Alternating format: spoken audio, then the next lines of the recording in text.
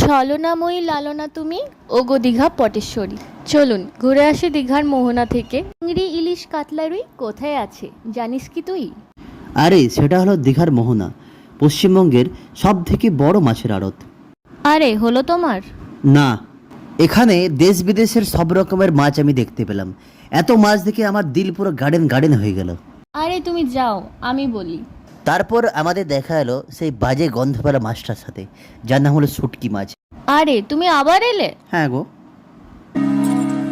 আরে আরে এখানে দেখুন তো, দেখে মনে হচ্ছে দুটো আলাদা বাট দুটো সেম। যে বাম দিকের সমুদ্রটা কতটা স্থির, আচ্ছা, আর ডান দিকের সমুদ্রটা দেখুন তো কতটা উত্তাল লাগছে। এত বেশি বলছো বলে সমুদ্র তোমাকে ভিজিয়ে দিচ্ছে দেখো। এই চলো না একটা ভিডিও বানাই। হ্যাঁ চলো চলো।